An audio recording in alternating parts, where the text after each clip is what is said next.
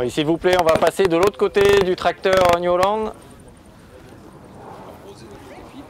pour parler du principe de la démo sur la récupération et puis aussi présenter des chiffres sur la dérive.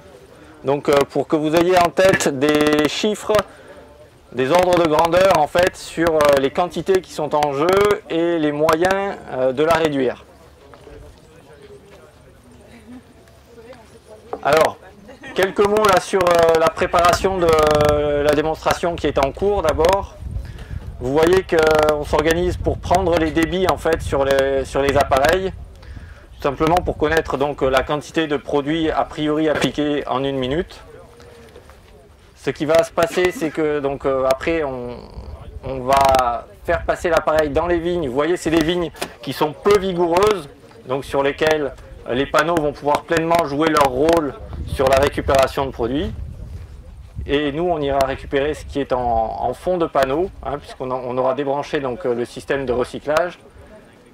Et donc, par différence entre ce qu'on récupère au fond des panneaux et le débit théorique mesuré ici avec les seaux et les éprouvettes, on aura une idée de la récupération obtenue sur ce type de vigne avec une faible vigueur. Donc voilà ce qui est en train de se préparer, voilà ce que fait Sébastien juste à côté.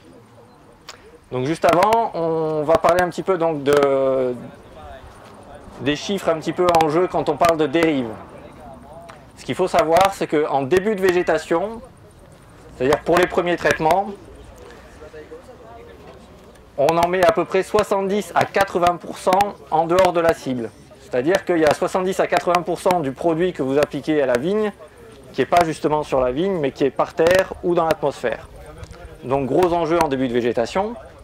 Et en pleine végétation, on pourrait penser que c'est très nettement moins. C'est le cas, mais quand même, la dérive représente encore 40 à 50% en fait, des quantités totales appliquées sur le vignoble. Donc ça montre d'une part qu'il y a une marge de progrès avec les appareils, que la marge de sécurité avec les produits est extrêmement forte aussi, puisque quand on applique seulement 50% des produits vraiment sur la cible, on a une protection efficace quand même sur la vigne. Donc ça permet de réfléchir à la fois aux moyens de limiter les dérives dans l'environnement et aux moyens justement de faire des économies de produits phyto. Donc c'est à la fois un enjeu économique et un enjeu écologique.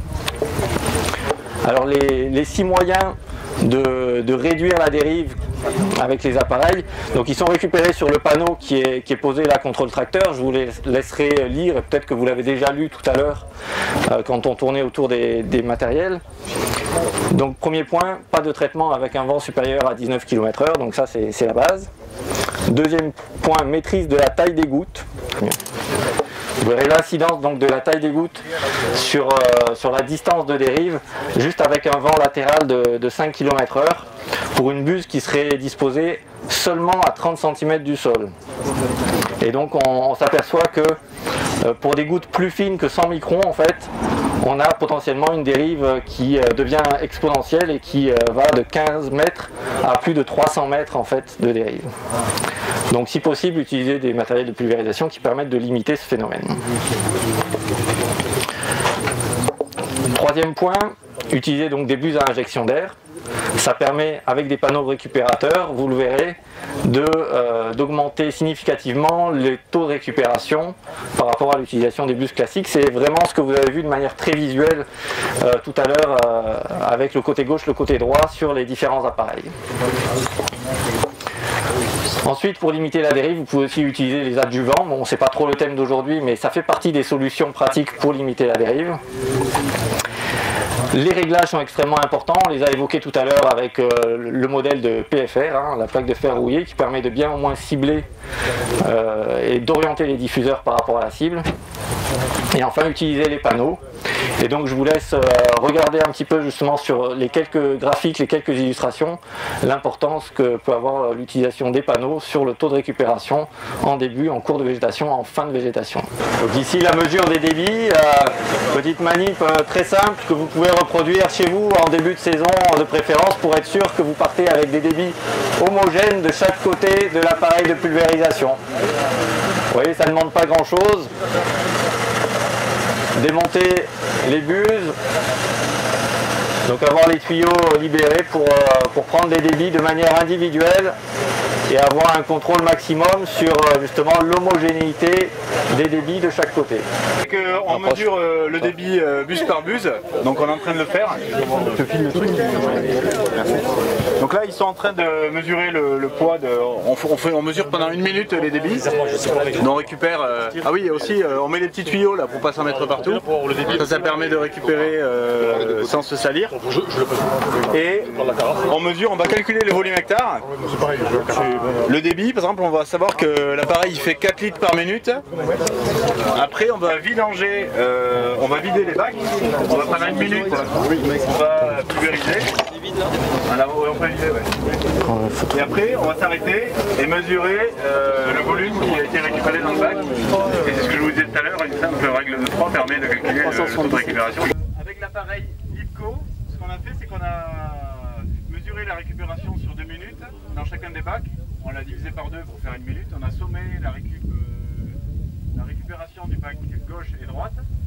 Donc ce qu'on avait tout à l'heure, quand on mesurait les débits, on a 3,8 litres qui sortent par minute de l'appareil, qui sont pulvérisés par les buses.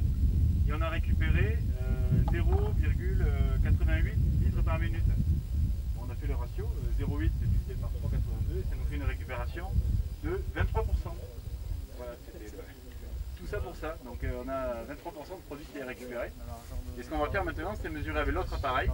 On va faire exactement le même exercice.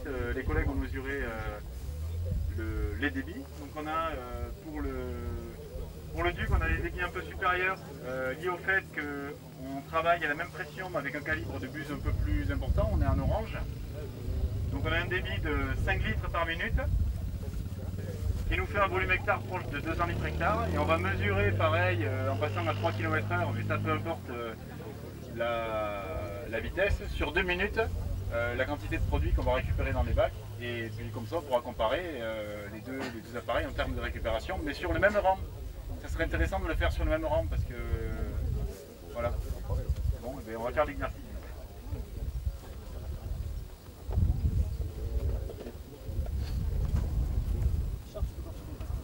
Donc au passage, vous pouvez remarquer qu'on est sur des volumes hectares supérieurs à ce qu'on a habituellement avec les pulvérisateurs pneumatiques.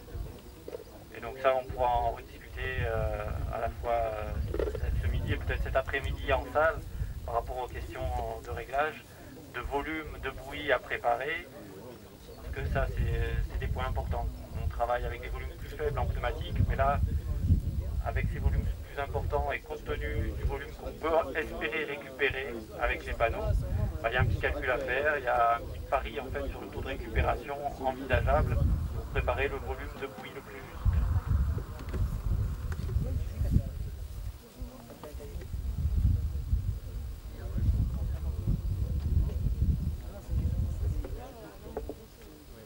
La préparation là, sur l'appareil Coneos consiste à en fait désactiver le système de retour de produit pour pouvoir justement mesurer ce qui tombe dans les bacs.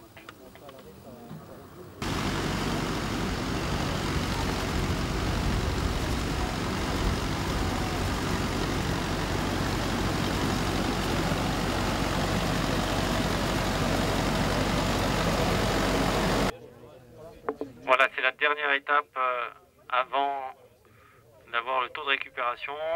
Ils sont en train de récupérer ce qu'il y a dans les bacs, au fond des bacs. Et alors je rappelle que tout à l'heure on avait un débit proche de 5 litres par minute. Et donc là le volume qu'ils vont récupérer va nous donner le pourcentage de récupération. Donc on vient d'avoir les résultats qu'on a mesurés là en termes de récupération. Et ce qu'on a fait sur le même rang avec le duc, on a mesuré 48% de récupération. Ah quand même. Voilà. Donc c'est un bon 48-23, ça fait 2%. On est quand même sur une végétation, quasiment une pleine végétation, bien qu'on soit sur une parcelle peu vigoureuse.